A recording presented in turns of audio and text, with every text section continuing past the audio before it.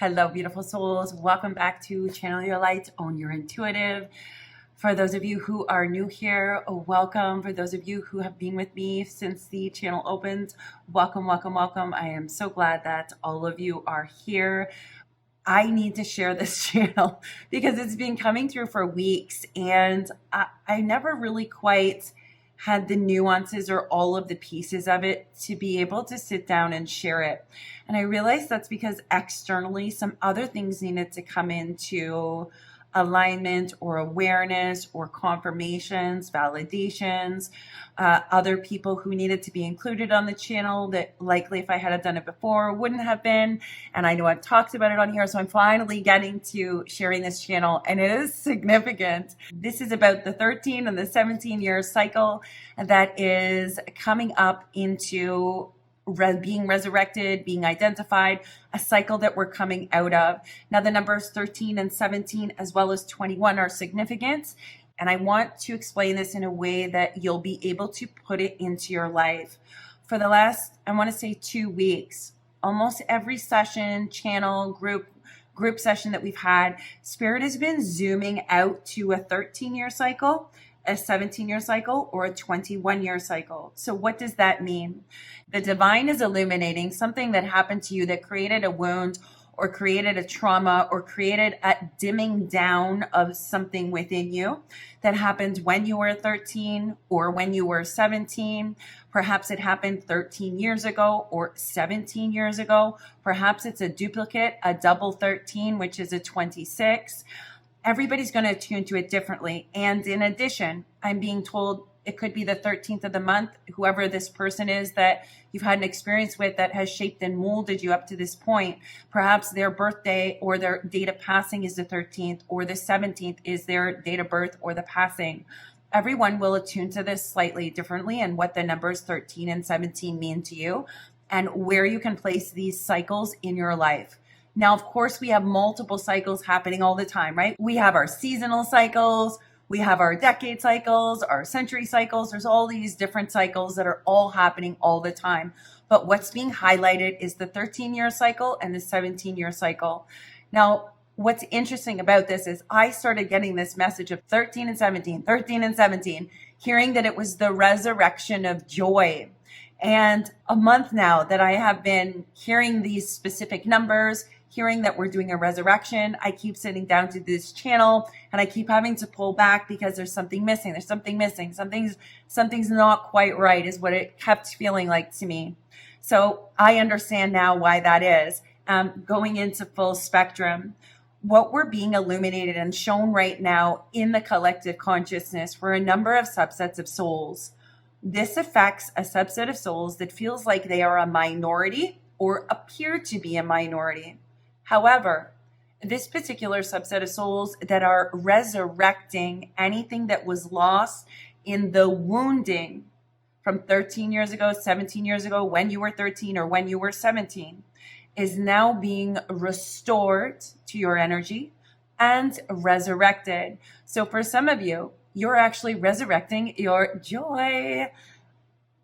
I know that one feels really good. And some of you are resurrecting your love. Some of you are resurrecting your innocence. Some of you are resurrecting your desire to connect with other people. Some of you are resurrecting your confidence. Like, I believe in you. You need to believe in you. There's all these resurrections that are happening, and they're associated with a 13-year cycle and a 17-year cycle. The reason that 21 is important is 21 is a reference of course, 3. If you break it down to a 3, maybe it has a different message for you, specifically that number. But I'm being told to focus that number. I'm getting focus that number 21 is the card of resilience.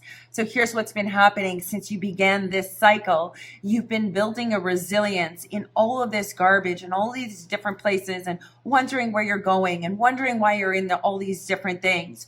You've actually been gathering. So when you experience that wounding and you end up in this gathering space, spending 13 years or 17 years or more than that, gathering these things, the bone collector has arrived is what I am hearing. I'm hearing a reference from an old channel. We will clean the bones of man from the earthly debris of the experiences. That's from a channel I did quite some time ago. I'll link that in the comments there so you guys can go read that if you feel called to it. It's a very powerful channel. And what I'm also being referenced is a card from a card deck, the Enchanted Map. And the card is the first card in the deck, which is the Bone Collector. And the message of this is very intrinsic. Whatever was lost in the wounding, whatever a core essence, some of your core essences have been stolen in the wounding. What we feel has been lost. However, we are resurrecting that which you have viewed to have been lost, that which was dimmed down, that which got buried over in the earthen debris. The Bone Collector arrives to tell you that what was assumed to be lost or stolen in the wounding of the experiences is now being restored and returned because it was always kept safe. So anything that we feel that we have lost that is a core component to us, it's a core essence of who we are, that's being resurrected. So think back and go to the totality and zoom out. The roles that you have played in your life, the experiences that you have had, you will be able to attune to if you step lightly and sit in the stillness. You will be able to attune to what that 13-year cycle, what was lost in the origin of the wounding or the trauma or the experience or the circumstance.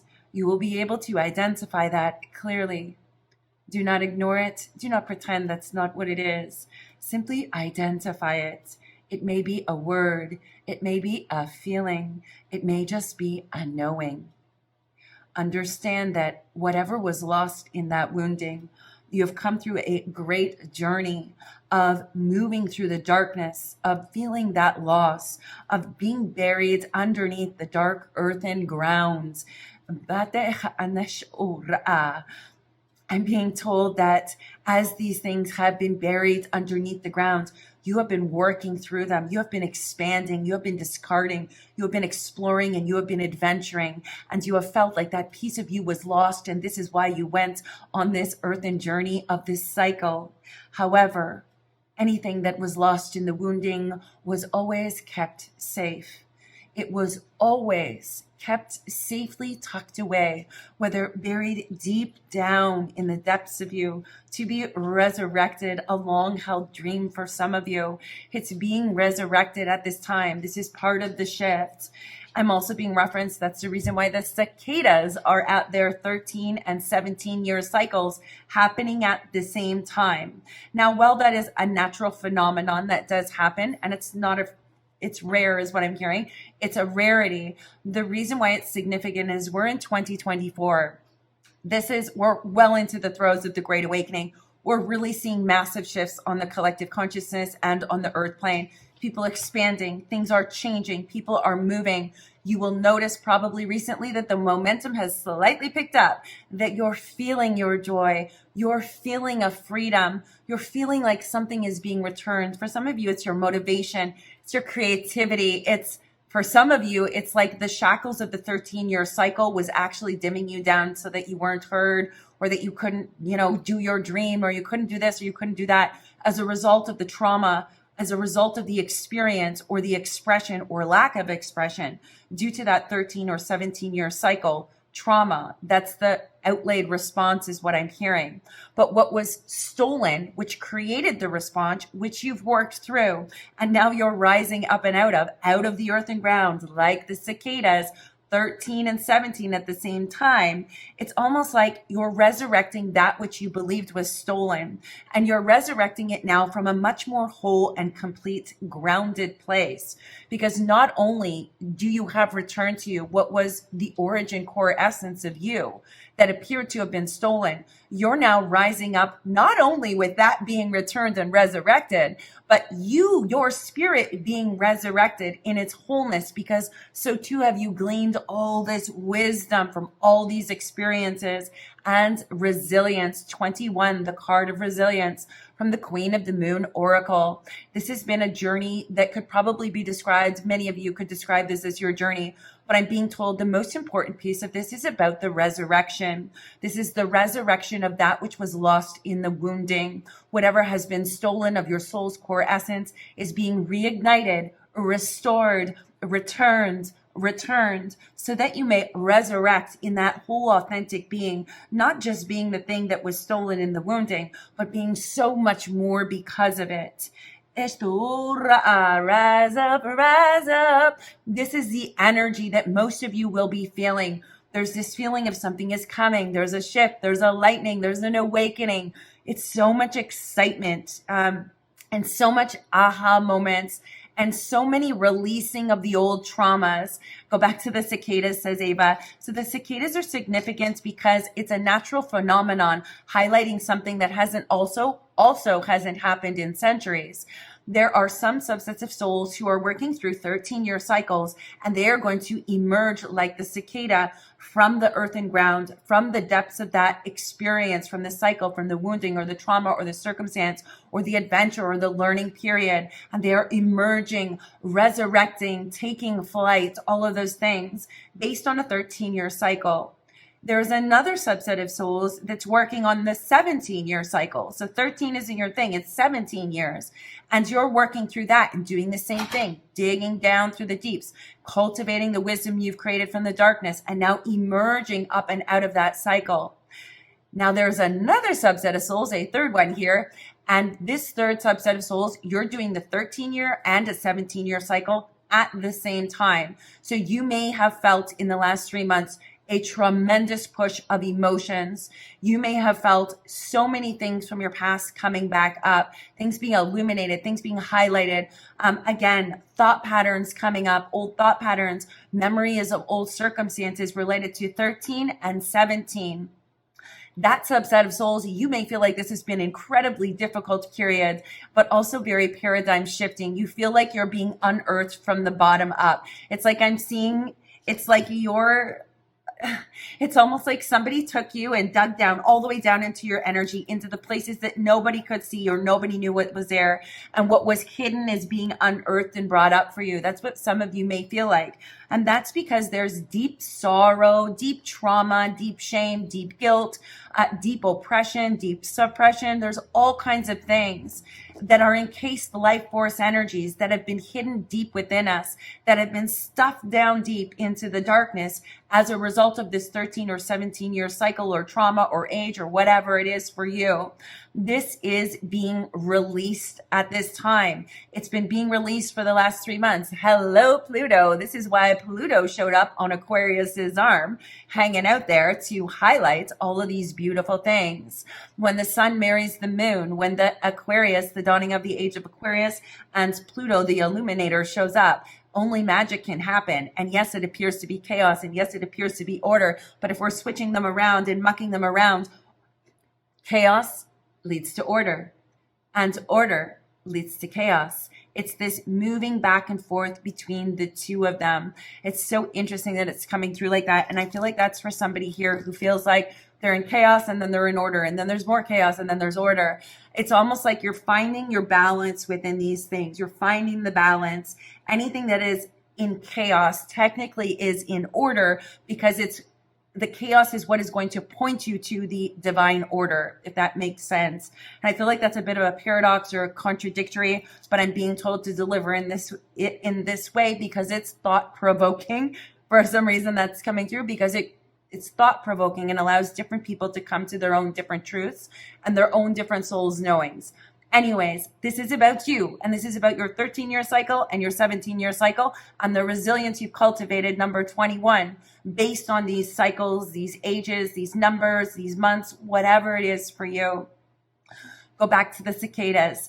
Cicadas actually represent spiritually the resurrection. No joke. When I heard about the cicadas being 13 and 17 at the same time, and then I looked up the cicada and it said it was the resurrection, spiritual ecstasy, spiritual awakening, spiritual bliss, all these things, I thought, No wonder I've been hearing 13 and 17 and the resurrection. It now makes sense, right? We are resurrecting that which was dimmed down. How many of us have forgotten our innocence, our joy, the simple act of being and not caring what anyone else thinks? How many of us have forgotten this through the darkness of our journey and the struggles and things constantly coming up over and over and over again? At this time, many souls are already elevated into the other timeline where they have already resurrected those things within them. This subset of souls that's doing the 13 on its own, the 17 on its own, and the 13 and 17 together, it may appear to be a minority, but it's actually huge.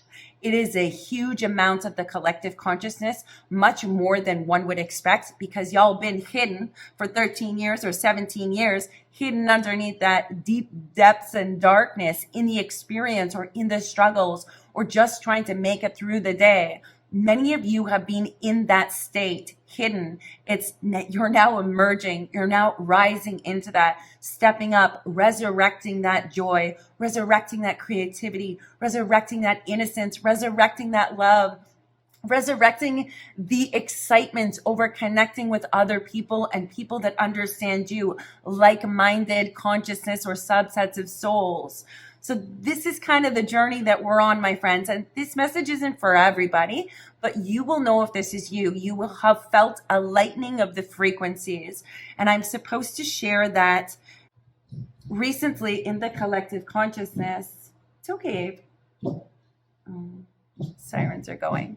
So they're talking about recently there was an enormous subset of souls in the collective consciousness.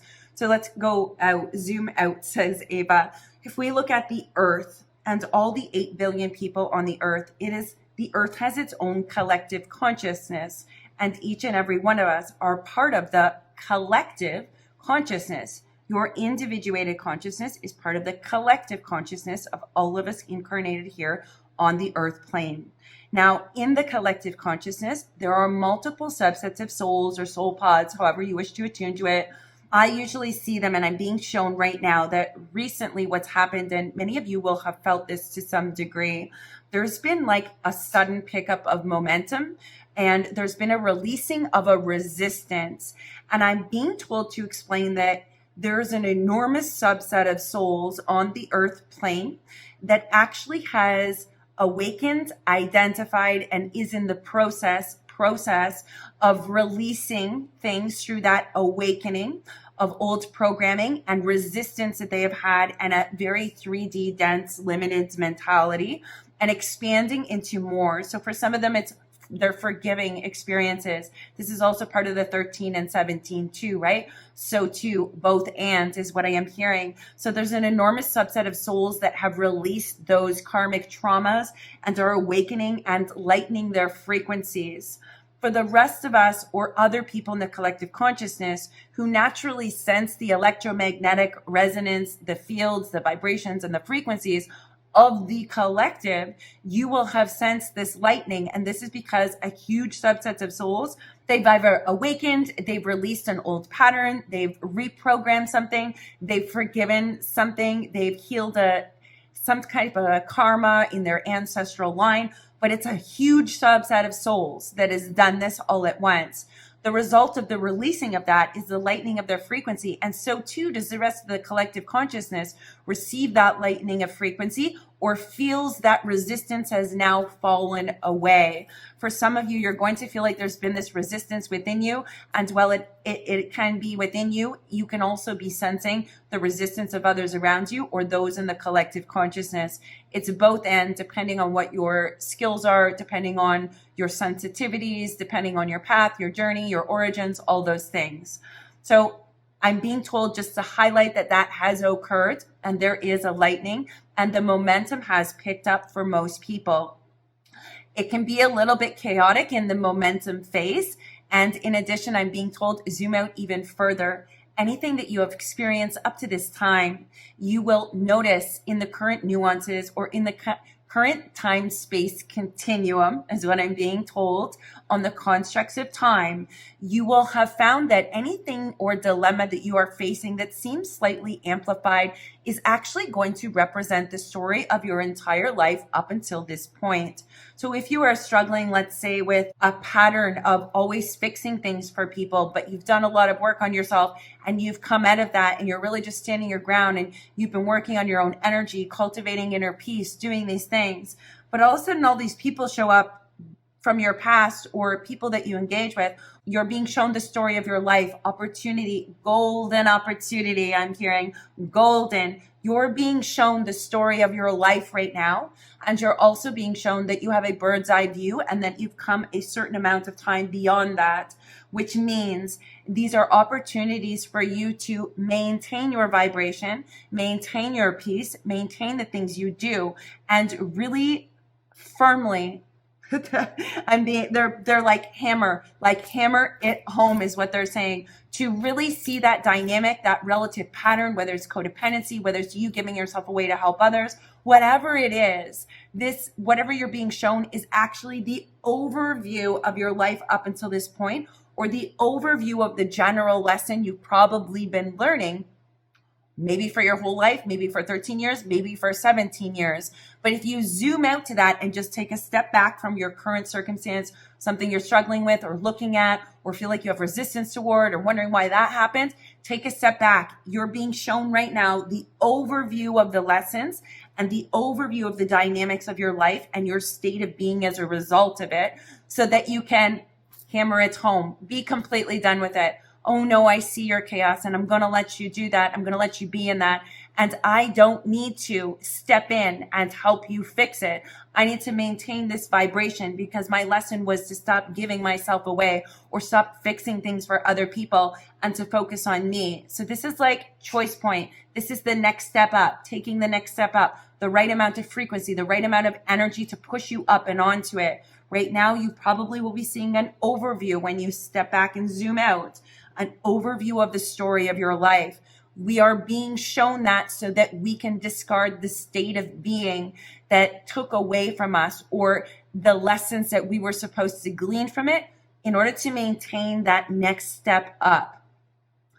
This is huge for some people, and take it how it resonates for you, right? Look at your life and just ponder on it. I feel like after listening to this message, some of you are just going to come to sudden awarenesses of like, holy crap, I've been doing that my whole life. And this is what I was learning. And this is what I'm doing. And oh my gosh, I really can let that go. I don't need to have guilt over that. That was just part of this way of being in this dynamic, which I related to this, which was tied to guilt, which was also tied to conditioning. And oh my gosh, it was tied to something that happened to me when I was 13 years old. Stop and think about that, friends. That's the net. That's the spider's web that happens, right? The interconnectivity. I'll give you an example from my own life. My daughter, Ava, she died 13 years ago. No joke. She died 13 years ago. She would be 13 right now. She died very young. We're here for a good time, not a long time. She was here for a good time, not a long time. Whole other story. Anyways, so she's highlighting this. What did I lose in that wounding, that loss, and that trauma? I lost a lot in that, friends. I lost my faith in life, my faith in God. I lost my love of living. I lost my joy. All I could feel was darkness and sorrow and unfairness and all the icky, yucky, crappy things, feeling like I was being punished because this had happened and I must be a terrible person. All these things. Like, this is just the tip of the iceberg. But I'm giving you this reference because there was this understanding in December, the end of December, that we were moving to the next level. And in moving to the next level, you must discard, reveal, find what's hidden, heal what needs to be healed in order to maintain the frequency of that next level. So 13 years ago, my youngest daughter died. And I've been down in the earth and experience of the loss, of the sorrow, of grief, of all these different nuances and facets of that journey, only to be here 13 years later channeling and doing mediumship and all these things that I never thought I was going to be doing, nor was part of my little Aaron's plan. But here I am. Here we are, more importantly. And It's the re-emerging. So what's being resurrected for me personally, what's being resurrected is my absolute joy in life, and no longer dimming myself down to make somebody else happy, no longer being this big so that I can be comfortable and everybody else around me can be comfortable too. I'm releasing that, if that makes sense. And I'm using myself as an example because a lot of us are doing this. This is life. We're human beings. We're not perfect. We go through shit in life and we struggle coming out of it. We learn lessons. We learn easy ones and we learn hard ones. But the reason I'm sharing this is that's a perfect example of this 13-year cycle. But what's being resurrected? Any core essence of who I am, which is my joy and my love of life and my positivity and my willingness to explore. Everybody's going to be different. That's what's being resurrected for us at this time. What appeared to be lost in the wounding or stolen was kept and held safe and is now being returned and restored so that you may resurrect in your spiritual essence, your soul's whole authentic core essence, plus a whole bunch of wisdom that you gleaned along the journey into the depths, which created a more rounded whole authenticness of who you are, is what my daughter Ava is saying. That's the message. You are resurrecting that which you thought was lost in the wounding or stolen in the experience. Not only are you resurrecting that, but you're resurrecting these enormous, somebody has gleaned through so much darkness and struggle, so much wisdom, like ridiculous amount, abundant wisdom. And I'm seeing the owl. That's what you're taking with you from the experience. These are the times that you look at those struggles and those darknesses and those unjust things and all the trauma and the whys and the disappointments. When you look at them and say, oh, that's why.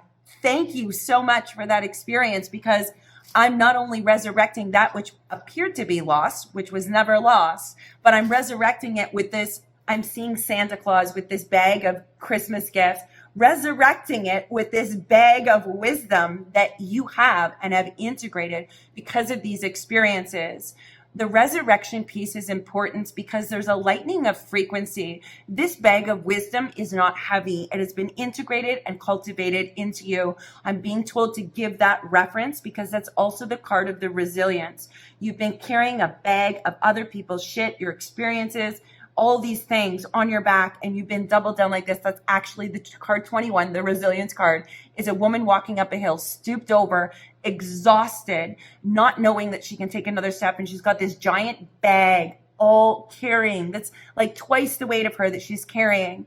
That's the resilience piece that you've been cultivating. But now that wisdom is integrated, and that bag is all spiritual gifts, gifts of wisdom, gifts of light, gifts of shadow. They're gifts. They're all gifts, and they're all cultivated within you. They no longer weigh anything. They do not weigh you down. And that's because you've resurrected what appeared to have been lost or buried deep in the wounding. That's being resurrected with it as a more whole, authentic, and just a richer, a more enriched, I want to say, for lack of a better term, a more enriched, full, perceptive, more depth and more heights. It's just more of you, expandings of you. And guess what? You get your joy, your innocence, your creativity, your love, your connection, your compassion. You get all those things back too. Isn't that the beauty of the resurrection? I'm being told to reference the resurrection of Jesus. So whether you attune to that or not, my perception of this story, and I received this intuitively, which I then explored receiving it intuitively and then kind of unpacked it for myself.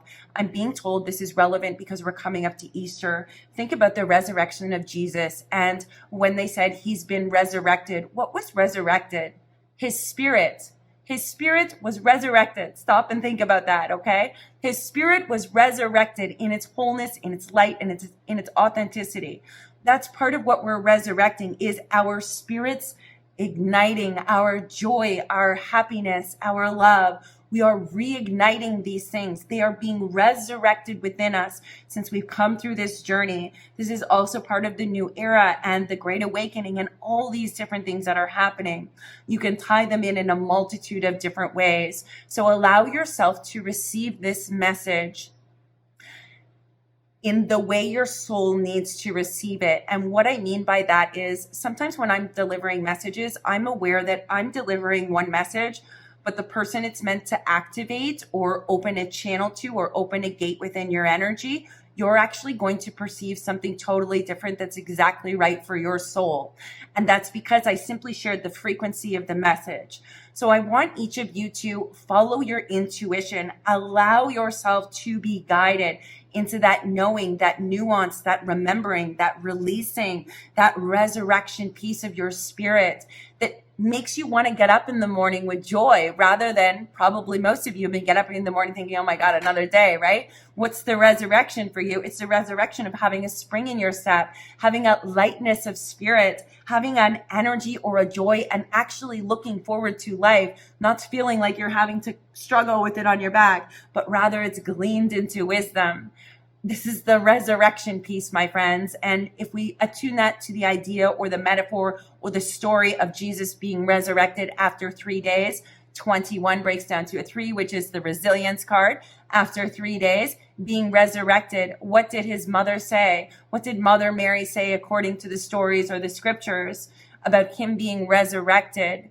We're resurrecting our spirit because it is our spirit that drives this 3D earthly bodily soul journey, right? It is our spirit. And when our spirit has been dampened and dimmed through those experiences, and then we get resurrected, look out, world. So be excited, whoever this is. Enjoy this moment. Lean into it. Don't allow fear or worry that another shoe is going to drop to come in and destroy your present moment of your happiness or your frequency or your excitement or your wonder or your awe or your love or your joy, whatever it is.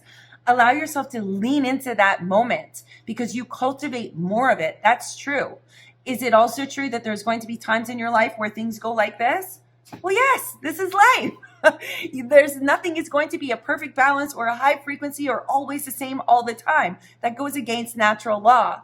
But if you waste your present moment of joy and excitement and happiness by allowing fear that tomorrow it might not be the same, you just totally took away from your present moment of joy and happiness.